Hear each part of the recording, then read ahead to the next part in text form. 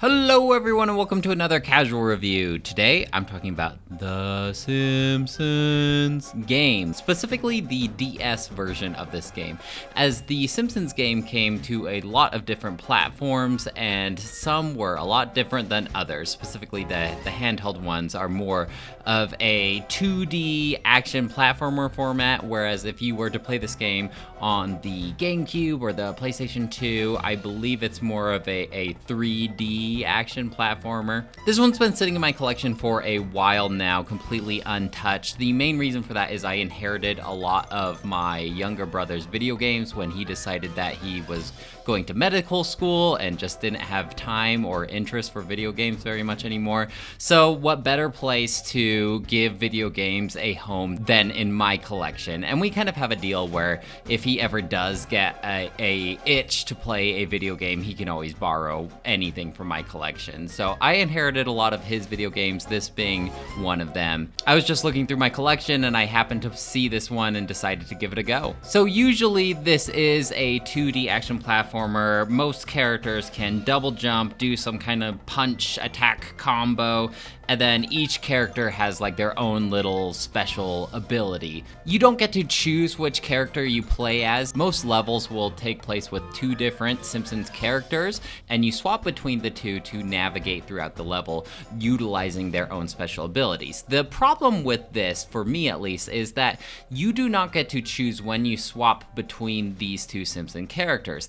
This is done automatically after you perform a certain action. So just starting with Homer, he can double jump, he can punch, and then he can inflate himself, and he can either roll around and attack enemies, or he can puff up like a balloon and hover over the air. I'm not sure if this is a reference to an episode or not, but there you go. He also is super strong and can like break down certain walls and obstacles as well. So you're playing as Homer, you're navigating through, you find a switch, you step on it, and then it will swap to a different Simpsons character. Let's talk about Bart next, because Bart is the best character in the game, bar none. He's got his higher jump than everybody else. He can glide when he dons his Bartman costume. He has his slingshot, which is homing, so he can attack enemies from far away. And he also has a hook shot, which will either launch himself up into the air or swing like Spider-Man. So he has all of these tools to his arsenal, which makes him the best Simpsons character in the game. You also have Lisa, whose really only main ability is she can use the power of Buddha.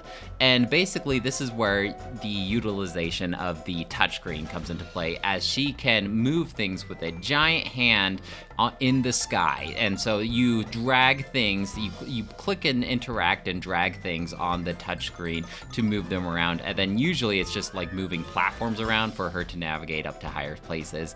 Occasionally it will allow you to grab Lisa herself and then drag her up to a higher spot. This never really worked for me because it was difficult for me to understand what objects this wanted me to interact with and what were off limits. Like sometimes I could grab Lisa, other times I could only grab certain blocks, and so it just got kind of weird. It wasn't obvious which objects I should be interacting with. Also, I never really liked using the touchscreen in this game because it always felt so disjointed between I'm platforming and then I have to take out my stylus and do some dragging around and then put my stylus away. Now you can use your finger, but that never really seemed to be accurate for me, at least. Maybe it's because I have fat thumbs or something like that. It just takes away from the flow and the momentum of the game when I have to use the touchscreen. And this brings us to Marge. Marge has the ability to manipulate friendly characters to help perform tasks for her. And she does this through her megaphone, which I hope is a fun callback to the episode Marge vs. Itchy and Scratchy, where she has a protest against the violence of the cartoon. So she pulls out her megaphone and she enlists people to help her, and then you can like tap if you want those guys to fight bad guys, or you tap if you want them to create some kind of ladder for you. This never really worked either because this was all done through the touchpad as well. So I'm trying to hold my DS with my left hand and touch with my stylus, but then also use the buttons to punch and jump with Marge. So that never felt right as well. Oh, and Marge also has the ability to summon Maggie in certain situations. You don't get to control Maggie, but Maggie can crawl through tight spaces spaces to activate switches for Marge. Oddly enough, when you do get to play as Marge, this is usually done as a like top-down perspective, more of like a beat-em-up style than a 2D action platformer. There are also other situations, like sometimes you're controlling Lisa and you have to use the touchscreen to like toss the dolphins from that Treehouse of Horror segment away, like back into the ocean. Or there's a segment where it kind of plays like Centipede and you play as Bart and you're using your slingshot to launch at the aliens. So there are certain situations where it splits away from the 2D action platformer, but for the majority of the game, you will be playing that type of genre. Like all franchise games, the main appeal of this game comes from its references, and this game did not disappoint. I feel like they could have taken it a level or two higher than it already is, but there are some fun references in the background, and as you're playing, your characters will say little quotes from TV shows. It's fun seeing all the Springfieldians in the background, and using Marge, you can like enlist Rod and Todd in Flanders to help you fight. There's a whole Treehouse of Horror segment where you're getting chased by the Lard Lad statue and billboards about the power sauce bars. The level selection screen is like an overview of Springfield, and you get to choose like what building you go to. So you'll go to the Springfield Natural Museum, or you'll go to the Duff Brewery, and to replay cutscenes, you will naturally go to the Aztec Museum. Click on Moe's Tavern to watch the credits, things like that. The interesting thing about this game is all of the cutscenes are original cutscenes that are voice acted specifically for the game, but the graphics are off-putting because they are like 3D models, but it's also been like compressed and conformed in a way so it will look natural on the DS. And so they look like off-brand Simpson characters, kind of like if you were to buy like a off-brand Simpsons toy. It looks like that, just kind of weird, doesn't really fit the cartoon style. But the story itself and the cutscenes are fun, and I like how self-aware they are that they're in a video game, and so there's a lot of little references, like they meet the old 8-bit versions of themselves, and then they like actually navigate into the game engine, and there's like Sonic and Mario references inside the game engines. There's a lot of EA references as well, like all of the helium tanks that Homer uses to balloon up all have EA on them, and I think they even mention EA by voice in the dialogue as well. But I really do wish that they just leaned even further in the references. If you're going to do a game about The Simpsons, just lean in super hard into the references. Like every single thing that is in the game should be a reference to some episode or some quote in some way. And that will really appeal to the hardcore Simpsons fans like me. Even if it is a mediocre game, we just eat up references like no other. We just find them hilarious. So seriously, just jam-pack your game full of references for whatever subject material you're making it out of, and the fans will enjoy it at least to some degree. And that's my overall impression about this game. I didn't think that the gameplay was anything special. It's just fun playing through like an original episode of The Simpsons as The Simpsons game, and they're referencing the game, and I like to see all the references from all my favorite episodes, and that's where the main appeal comes from. So if you're not a fan of The Simpsons, I think you should stay away from this one. The character lines are repeated quite frequently when you're actually in the game itself. They will get repeated like anytime your character attacks or gets attacked, they swap between one or two different lines. So you're going to be hearing the same lines quite a lot. They have like this whole achievement system thing where a little comic book guy pop-up will come up about video game cliches.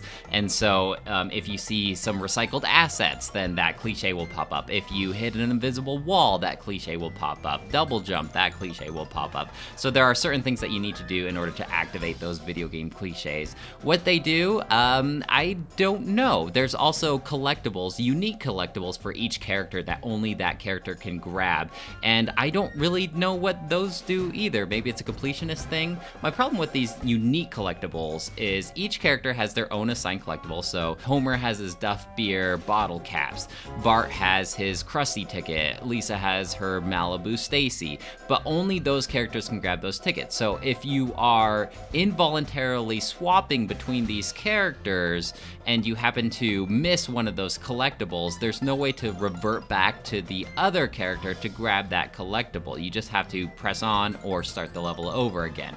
And so that's why I didn't really feel the incentive to grab all of these collectibles. One, I don't even know what they do when you do collect them all. And two, you never know when you're really going to be swapping between characters, and so you have to make sure that you grab all of the collectibles before you step on the switch or before you go through the door, because then there's not really any way to backtrack or swap back to that character. There is an extra little feature that you have where it's like a virtual pet, but with Homer. I think they call it Pet Homer, where you can maintain his happiness and his belly, I think, and you give him unhealthy food like donuts and pizza and he gets happy, or you can click on the telephone with the touchpad and he'll call his buddy Barney over on the couch. And so you're just trying to manage Homer and make sure that Homer's happy on the couch. It just seemed like a little side distraction, but as you play through the levels, you do obtain more items for your pet Homer to interact with. So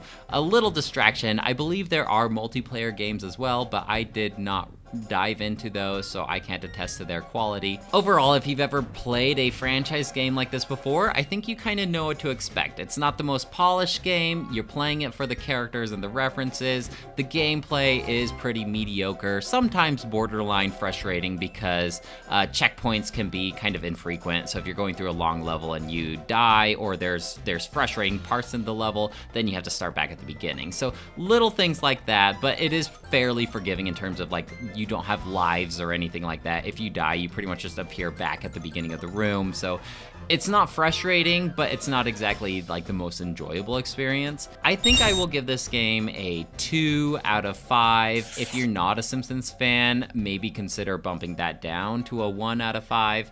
I'm curious as to how the other Simpson games are on more powerful hardware other than the DS. I know that Simpsons Hit and Run is a cult classic. I've never played it myself, but everyone says that's the best Simpsons game. So I'm hoping one day they make like a remaster or something so I can actually give it a try. Well guys, that's it for me. Let me know if you have any questions or comments about the Simpsons game, specifically for the DS, and I'd love to hear what you have to say.